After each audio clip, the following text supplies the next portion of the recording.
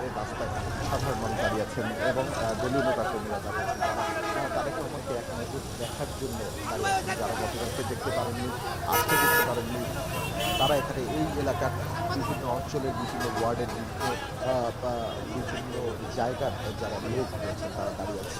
এছাড়া আমরা দেখছিলাম যে এখানে যারা রাজনীতি করেন, অর্থাৎ দলীয় রাজনীতি করেন, তার বাইরে গিয়ে সাধারণ মানুষদের আমরা দেখছিলাম যে তারেক রহমানকে এক নজর দেখার জন্য উৎসুক জনতার একটি ঢল দেখছিলাম। যেমন ঢল বিগত সময়ে কখন দেখেছে বিষয়টি নিশ্চয়ই প্রশ্ন রাখে সময়ের কাছে। যদিও ভবিষ্যৎ বাংলাদেশের যে স্বপ্ন তারেক রহমান দেখিয়েছেন এবং বলেছেন 2005 সেই প্ল্যান বাস্তবায়নের জন্য সবাই সম্মিলিত করে কাজ করার আহ্বান জানিয়েছেন। বাংলাদেশের বিশৃঙ্খলা এবং কোনো ধরনের মব জাস্টিসের যে ব্যাপারগুলো বিভিন্ন সময় ঘটেছে এইগুলো পরিহার করে একটি সুন্দর শান্ত বাংলাদেশ এবং ভবিষ্যৎ বাংলাদেশ করার জন্য সবার সহযোগিতা চেয়েছেন। তিনি তার মায়ের জন্য দোয়া চেয়েছেন এবং আমরা বিশ্বাস করতে চাই যে তারেক রহমান যে প্রতিশ্রুতি দিয়েছেন এবং যা বলেছেন সেভাবেই বাংলাদেশ চলবে। একটি ক্ষুধামুক্ত, দুর্নীতিমুক্ত একটি বাংলাদেশ হবে, যে বাংলাদেশ মানুষের স্বপ্ন। যদিও তারেক রহমান যেখানে ছিলেন ব্রিটেনে, সেখানে তিনি কিন্তু অন্য ধরনের একটি পরিবেশ পরিস্থিতি, এখানকার রাস্তাঘাট থেকে শুরু করে উন্নয়ন এবং অন্য ধরনের যেই হিসেব, অর্থাৎ আধুনিক জীবন ব্যবস্থার যে বিষয়গুলো আছে সেগুলো বাংলাদেশের ক্ষেত্রে প্রয়োগ করবেন, রাজনৈতিক বলয় প্রয়োগ করবেন। তিনি ব্রিটেনে গিয়ে যা দেখেছেন সেই বিষয়গুলো তিনি চেষ্টা করবেন বাংলাদেশে গড়ে তোলার জন্য। তবে এই মুহূর্তে আমরা রয়েছি তারেক রহমানের যে গাড়িবহর রয়েছে সেই গাড়িবহরে। এই গাড়িবহরের দিয়ে তিনি যাবেন স্মৃতিসৌধে, যেখানে যেই স্মৃতিসৌধের মাধ্যমে মহান মুক্তিযুদ্ধে যারা শহীদ হয়েছেন তাদের জন্য শ্রদ্ধা জানাবেন এবং তিনি স্মরণ করবেন জাতির যে বীর বাংলাদেশকে স্বাধীন করার জন্য আত্মত্যাগ করেছে। তেমনি তারেক রহমান গতকালকে বলছিলেন ওসমান হাদির কথা। ওসমান হাদি যে বিপ্লবের কথা শুনিয়েছেন, যে বাংলাদেশে কে দুর্নীতিমুক্ত রাখার জন্য তিনি লড়ে গেছেন। স্বাধীন 5 আগস্টের পর, 5 আগস্টের আগে তার অবদান এত বেশি হওয়ার পর 5 আগস্টের পর কীভাবে নির্লোভ জীবনযাপন করতে হয়, এই জন্য আগামীকাল অবশ্যই ওসমান হাদির সেই কবর কাজী নজরুল ইসলামের কবর যে কবরটি রয়েছে সেই কবরটি জিয়ারত করবেন। জিয়ারত শেষে তিনি যাবেন কালকে নির্বাচন কমিশন ভোটার আইডি কার্ড করবেন। এরপরে তিনি যাবেন হলে যেতেন যেখানে রয়েছেন বন্ধুরা যারা 5 আগস্টে বিপুলের আহত হয়েছেন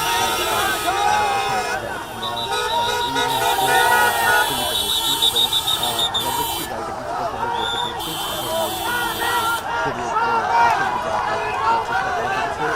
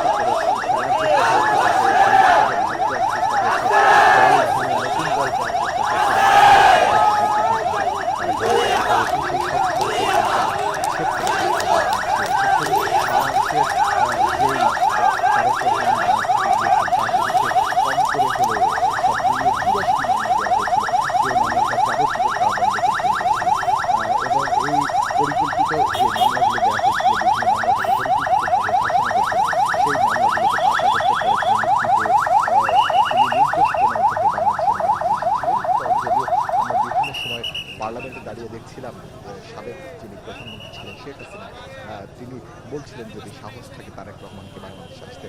জনসাধারণ বলছিলেন আজকে তারেক রহমান বাংলাদেশে এসেছে, কিন্তু যিনি বলছিলেন যে সাহস থাকে বাংলাদেশে আসুক, তিনি কিন্তু এখন বাংলাদেশে নেই। বাংলাদেশ থেকে তাকে বাংলাদেশের ছাত্র জনতা 5 আগস্ট গণ অভ্যুত্থানের মুখে বাংলাদেশ ছেড়ে যেতে বাধ্য করেছিল। পার্শ্ববর্তী দেশে যিনি এখন পর্যন্ত আছেন উচ্ছ্বসিত জনতা বলছিলেন যে বাংলাদেশের সামনে যে নির্বাচন, সেই নির্বাচন অবশ্যই আওয়ামী লীগকে বাদ রেখেই হতে হবে, কারণ যেখানে রক্তের উপর দাঁড়িয়ে বাংলাদেশের রাষ্ট্র ক্ষমতায় থাকতে চেয়েছিলেন যে আওয়ামী লীগ, সেই আওয়ামী লীগ কোনোভাবেই যাতে আবার ফিরে আসতে না পারে সেদিকেও নজর রাখার জন্য অনেকে বলছিলেন। সাধারণ মানুষের একটাই প্রত্যাশা, দুর্নীতিমুক্ত, ক্ষুধামুক্ত, দারিদ্র্যমুক্ত একটি বাংলাদেশ, যে বাংলাদেশের সবাই সমান, শিক্ষা ব্যবস্থা, চিকিৎসা ব্যবস্থা থেকে চাই মৌলিক যে চাহিদা 5টি খাদ্য, বস্ত্র, বাসস্থান, শিক্ষা, চিকিৎসা এগুলো নিশ্চিত হবে, এবং এই নিশ্চয়তা তারেক রহমান বাংলাদেশে দিয়েছেন সাধারণ মানুষের পক্ষ থেকে। এসএমসির ইমার্জেন্সি কন্ট্রাসেপটিভ পিল নোরেক্স ওয়ান অরক্ষিত মিলনের 72 ঘন্টার মধ্যে এর একটি মাত্র পিল আপনাকে করবে টেনশন ফ্রি। এসএমসির নোরেক্স ওয়ান, এক পিলের সমাধান।